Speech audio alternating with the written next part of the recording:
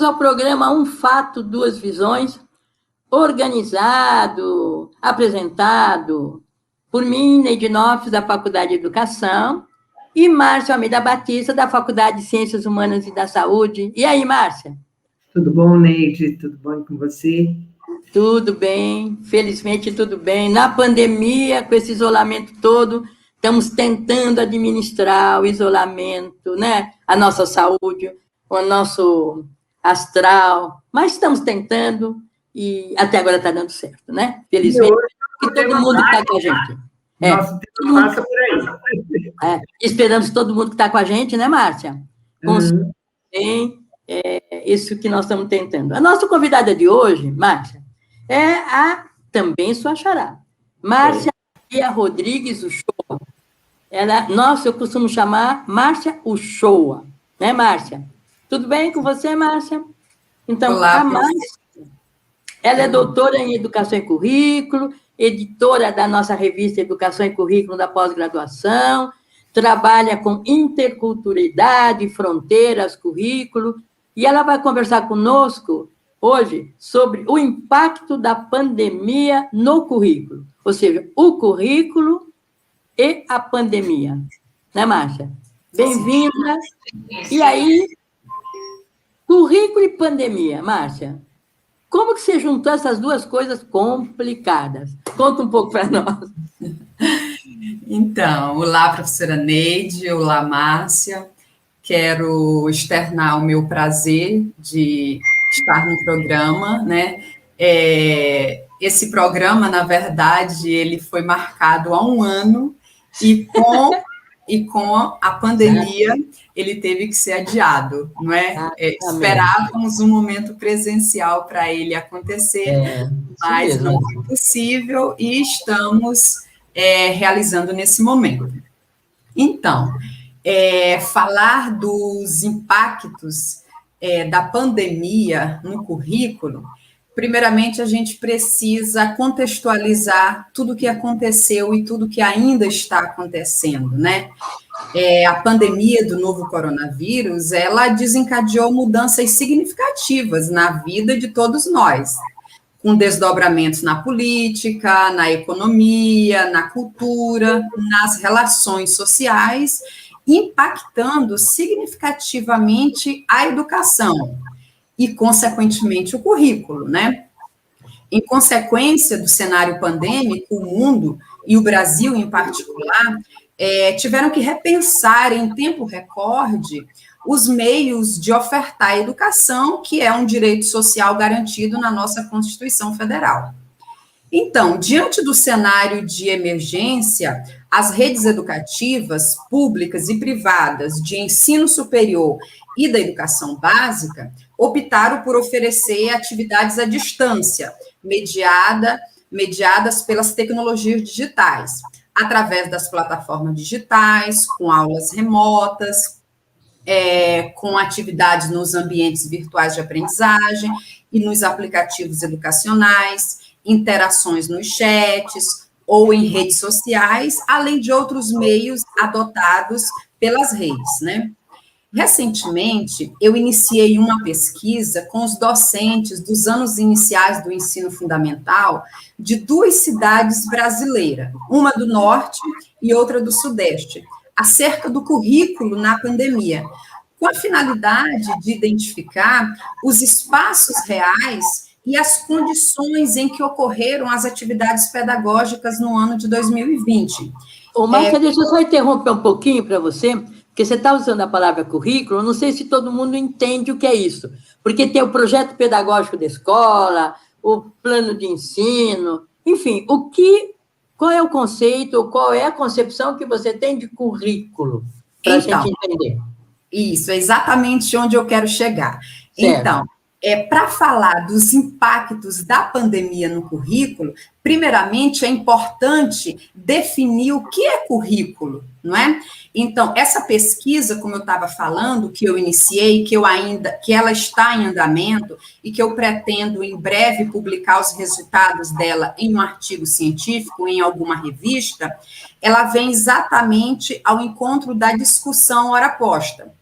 Então, Primeiramente, é importante ter a clareza qual a concepção que eu tenho de currículo. Se eu entendo o currículo como um programa de ensino com objetivos e metodologias direcionadas ao professor, ou se eu o concebo como uma lista de conteúdos e temáticas a serem trabalhadas com os alunos, concepção que eu considero fixa e engessada, mas que ainda predomina em muitas escolas brasileiras, certamente a resposta será sim. O currículo ele foi significativamente impactado pela pandemia. Mas, se eu concebo o currículo como todo que fazer pedagógico, seguindo uma perspectiva freiriana, ou como um conjunto de experiências discentes que se desdobram em torno da produção do conhecimento, entendimento dinâmico e vivo de currículo, possivelmente teremos também uma resposta positiva, mas com possibilidades reais de flexibilizações. Mas, Márcia, nós não temos aqui, a gente ouve falar, o senso comum, e nós, o meio de comunicação fala Base Nacional Comum Curricular, a tal BNCC. E aí tem a base, porque a palavra currículo aparece na base nacional. Então, é como se os professores fossem, entre aspas, obrigados a seguir a base nacional comum curricular. E aí você está falando de um currículo, de flexibilidade que você está estudando. Essa organização da escola, feita por meio de currículo, ela é obrigatória? Então, ela é obrigatória de acordo com a BNCC, que trouxe uma base comum curricular para todos os professores de todas as escolas. Mas a concepção de currículo, ela também precisa ser bem compreendida. Márcia, vou te cortar um minutinho, porque nem todo mundo sabe o que é BNCC, eu inclusive. Assim, eu entendo que tem um saber, né, sobre o currículo que é bastante específico, mas acho que eu vou te ajudar um pouco para a gente falar um pouco mais simples, porque nem todo mundo é pedagogo, nem todo mundo sabe. Então, acho que para a gente voltar um pouco para a realidade do cotidiano, o que você vê que tem mudado? O que você acha que ficou difícil de articular isso que é o PNCC com o cotidiano da internet, na pandemia? Então, se eu entendo que o currículo, ele diz respeito à cultura vivida do aluno, se eu entendo que o currículo são as experiências que ele constrói a partir da produção do conhecimento, então, essa concepção faz com que, na pandemia, eu possa realizar flexibilizações e realizar atividades que gerem aprendizagens significativas nos alunos. A gente sabe, né, que ainda na nossa sociedade tem gente colocando criança no pré-primário pensando no vestibular. Então, e para os pais do dia a dia, né, isso é o currículo. Tem que aprender matemática, tem que aprender geografia, tem que aprender isso, tem que aprender aquilo. Como é que se tem lidado com essa ideia, né? Como é que a gente articula isso? Um pouco pensando também nos pais que nos assistem, que ficam preocupados, assim, meu filho não está sabendo multiplicar, minha filha não escreve.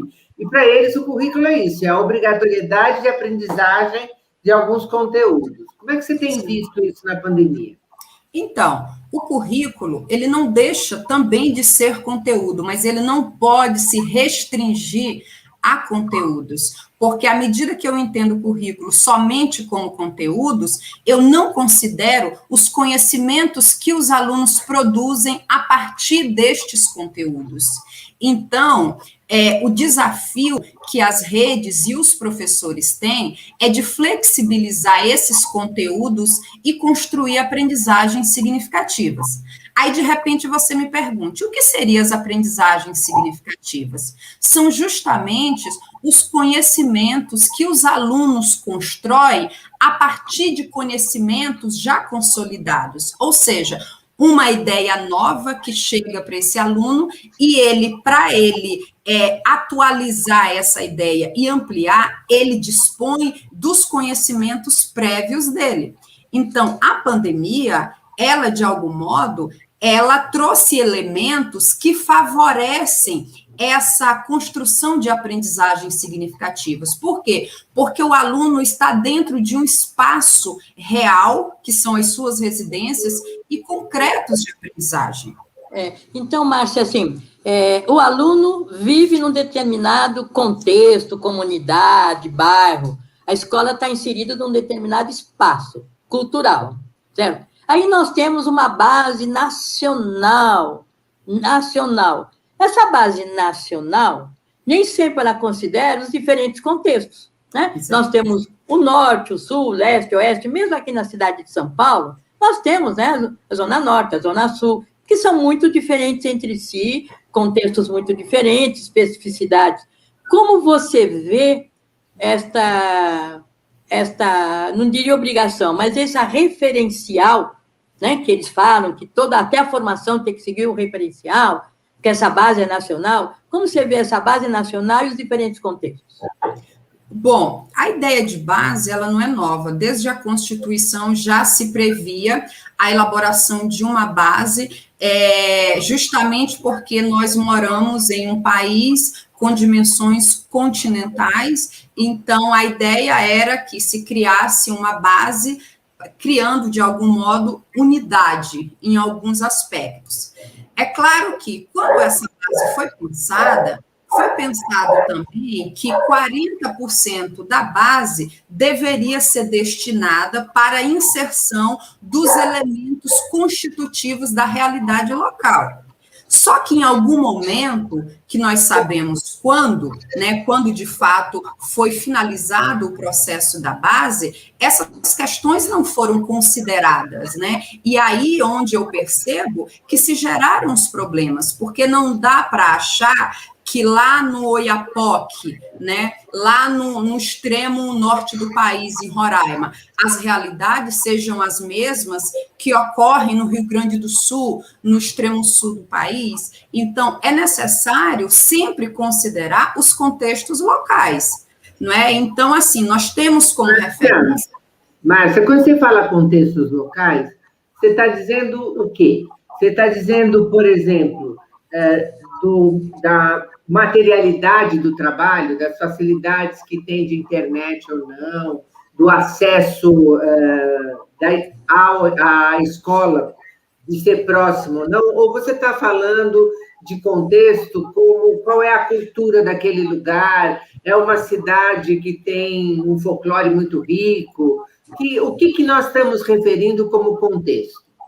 Então, na verdade, são as duas questões que você coloca. Quando a gente fala dos contextos locais, são das realidades que constituem determinados locais. Então, se eu estou falando de uma escola num contexto urbano, ou se eu estou falando de uma escola num contexto rural, se eu estou falando de uma escola que tem acesso à internet, ou se eu estou falando de uma escola que tem algumas dificuldades de acessibilidade. Então, quando eu falo de contexto local, eu falo das realidades, de tudo aquilo que está no entorno do aluno e que deve ser considerado, né? Não dá para pensar em um ensino que não considera os elementos ali que fazem parte do seu dia a dia. Se eu quero pensar uma aprendizagem significativa, é importante que eu faça uma conexão daquilo que ele sabe previamente com aquilo que é considerado os conhecimentos consolidados e universais. E você está falando, eu fico pensando nas coisas que eu tenho ouvido dos pais. Tem algumas coisas que já é muito difícil no nosso cotidiano, essa adequação das realidades da criança, daquilo que ela já traz da sua casa, né? E daquilo que o professor está dando na aula. Mas o professor está lá, vendo todos os alunos, está vendo que um boceja, que o outro fica cutucando o vizinho. Então, de alguma maneira, ele tem um manejo para poder trabalhar com essas realidades que são diferentes, são sempre diferentes, né? Você acha que a pandemia, ela tornou isso ainda mais confuso, mais difícil? Qual é a sua percepção?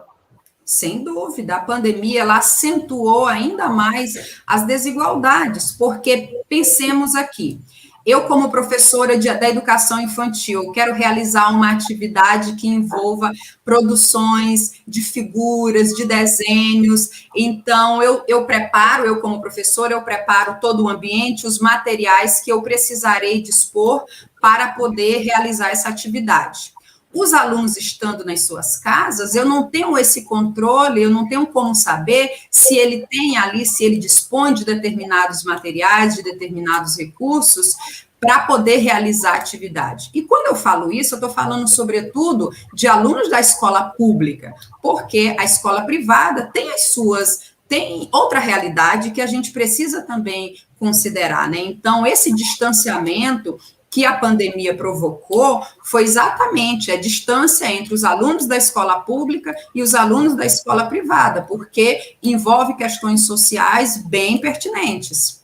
E essas relações também é com o conhecimento, porque a gente está falando só no aluno que aprende, mas nós temos também o professor que ensina, concorda?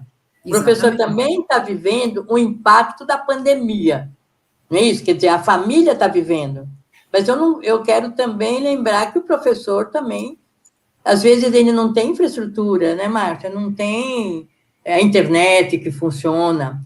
Ele também é uma relação entre quem ensina e quem aprende, não é isso? Quer dizer, características do espaço ou do bairro, características das situações que ele vive e as situações que os professores ensinam, né? E o currículo, nesse momento, ele me parece que é um elemento chave, embora complexo, porque às vezes eu vejo o professor, Márcia, não sei como você poderia elaborar comigo isso, o professor se vê obrigado, entre aspas, a seguir o que a escola quer. Se vê obrigado, pela apostila, pela base, etc. O aluno resiste que o que ele quer não está na apostila. Ele quer falar da vida dele, quer falar das coisas dele, da família dele, das dificuldades e das alegrias que ele tem, mesmo no ensino remoto, né?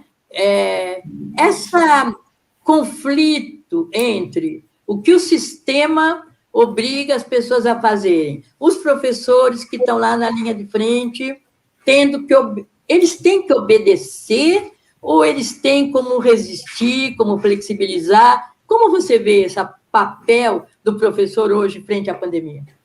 Bom, quando nós falamos de professores da educação pública, nós percebemos que esses professores, eles têm um grau de autonomia muito maior do que os professores da rede privada, não é? Então, assim, eu tenho sobrinho que estudam em escolas privadas e que nós compartilhamos em vários diálogos com seus professores, e o que nós percebemos é que esses professores, eles sofrem pressões das redes para que sigam o material apostilado tal qual. Em algumas questões, assim, até contraditório nós pensarmos. Os alunos, eles passam de 4 a 4 horas e meia no espaço escolar. E aí a mesma rede quer obrigar que esse aluno fique esse mesmo tempo de frente para o computador. Uma criança em processo de desenvolvimento, que ainda não tem autonomia, não é? Então, assim, para mim, são algumas questões que é difícil conceber. Então, o que é mais importante para mim? É a quantidade de informações que necessariamente não irão se converter em conhecimentos e em aprendizagens significativas? Ou é o volume de informações que vão prender, de algum modo, os alunos ali durante algum tempo de frente para os seus instrumentos de trabalho? Então, são questões que, assim, não me parecem questões que dá para compreender como que se dá esse processo de aprendizagem nessas condições. Você sabe que eu acho interessante, porque esse ponto que você levanta, de alguma forma, se transforma numa vantagem, dependendo de como ela for atuada, para os alunos de escolas públicas. No sentido de que, ao não terem que contemplar o consumidor, eles podem estar mais atentos às necessidades dos alunos. Você acha que a minha ideia tem algum sentido? Claro, ela tem sentido, mas assim, eu não vou usar a palavra vantagem, porque, na verdade, os alunos de escolas públicas, foram muitas desvantagens, porque eles não tiveram acesso à educação. Então, um direito que eles têm, eles foram privados desse direito. Então, eu não vou usar... Pode ser qualidade, então, talvez. Isso.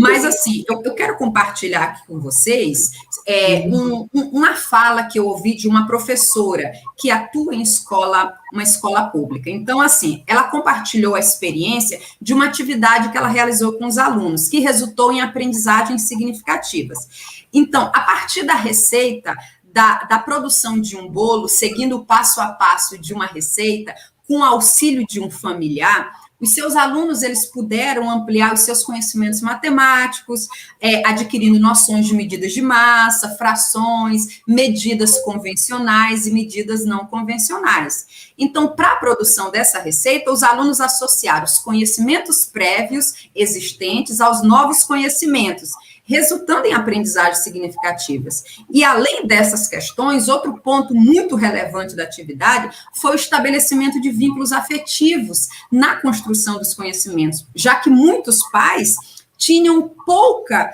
participação na vida escolar dos filhos. Então, eu sei que, para muitos pais que já colocam os alunos na educação infantil, já estão pensando na aprovação do vestibular, talvez uma simples atividade como essa, não, aos olhos dos pais, não consiga dar um valor efetivo a uma atividade dessa. Mas uma atividade dessa, ela tem uma potencialidade muito grande na construção de aprendizagens que ocasionam efeitos positivos e significativos na vida dos alunos. Quando você fala significativa, você quer dizer que conhecimento que possa ser incorporado à rotina dele, é isso? Exatamente. Que possa... Incorporado é significativo. Aquilo que ele conhece não é incorporado, não fica... Né, não seria tão significativo, é apenas o conhecimento. Exatamente. A gente tem que pensar hoje nesse novo espaço de aprendizagem e a educação que se dá nesse espaço de aprendizagem, que são as casas, as residências, precisam ter uma conexão direta com as vivências dos alunos. Sim, eu acho isso muito significativo, porque a escola, às vezes, ela se distancia da vida do aluno e fica em cima de conhecimentos acadêmicos, né, conteúdos que ela considera essenciais. Eu só queria fazer uma pequena observação. Eu tenho aluna que é professora, a Márcia, da escola pública, e tem me falado o seguinte, que os pais da escola particular influenciam os pais da escola pública, porque quando foi discutido, voltam ou não às aulas, na escola particular, tinha uma série de protocolos que estavam sendo respeitados. Na escola pública, a professora dizia para os pais, nós estamos sem infraestrutura aqui nessa escola. E o pai dizia, mas eu quero igual o protocolo da escola particular. Então, há um conflito entre as diferentes experiências. Mas, Márcia, por incrível que pareça, já estamos terminando o nosso programa, certo? Então, eu vou deixar esse espaço, uns 2 minutos, para você falar um pouco as suas considerações. Como você vê? Suas considerações finais. Então, nós sabemos que como a educação foi impactada significativamente pela pandemia, nós não sabemos ainda quando nós vamos ter um retorno à normalidade, com atividades exclusivamente presenciais. Pois, diante das novas cepas do coronavírus que estão surgindo, é possível que no pós-Covid nós tenhamos um ensino híbrido. Então, a partir disso, a partir desse cenário de incerteza, é preciso que as redes implementem tecnologias para que haja uma verdadeira inclusão digital e as diferenças sejam atenuadas, já que a pandemia acentuou severamente a desigualdade entre as classes sociais do nosso país. E também é importante que haja um investimento considerável na formação dos professores, porque os professores tiveram que, em tempo recorde, flexibilizar suas metodologias de ensino e muitos desses professores não tinham sequer uma formação voltada para essa flexibilização através das plataformas digitais. Então, eu penso que o grande desafio das redes é, de fato, pensar na implementação de uma verdadeira inclusão digital. E aos professores, flexibilizar o currículo, entender que o currículo são as experiências que são construídas em torno da produção do conhecimento e, a partir desse entendimento, proporcionar, de fato, aprendizagens que tenham importância e significado na vida dos alunos. Super obrigado, Márcia. Super importante, né? Essa mudança que nós esperamos em educação. Obrigada pela sua participação. Até a próxima, Márcia, sua despedida. Aguardamos você no nosso próximo programa. É verdade. As duas Márcias. Não é comum, né, Márcias novinhas, é o nome mais antigo, né, Márcia? Obrigada pela sua participação, eu vou me despedir, aí deixo você se despedir, terminar o nosso programa. Obrigada a todos, aguardamos vocês no nosso próximo programa. A fala é tua, Márcia. Professora Neide, professora Márcia, eu que agradeço pela participação e até uma outra oportunidade.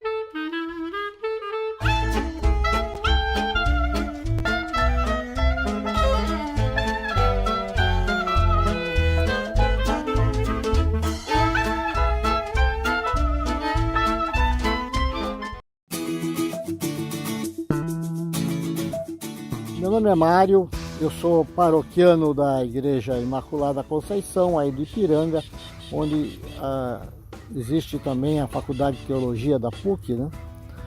Eu estou aqui gravando esse vídeo para vocês, para fazer uma promoção, fazer um apelo, né, para as pessoas que puderem fazerem uma doação do seu imposto de renda para essas instituições. É um trabalho de cidadania, é um voluntariado, né? É uma doação cidadã, né? Que todos os brasileiros, né, que declaram imposto de renda, e não são poucos hoje nesse momento, e uma atitude muito cristã de estar ajudando instituições que promovem a juventude e promovem idosos, instituições reconhecidamente idôneas e reconhecidamente eficazes nesse trabalho. É muito simples de se fazer, né, na própria declaração, né? Se vocês tiverem dúvida, a equipe da PUC pode ajudá-los, como fez a mim. Então eu recomendo e peço, né, que quem puder, quem tiver disponibilidade, faça essa doação em nome das instituições que cuidam dos jovens e dos idosos aí da PUC. Um grande abraço.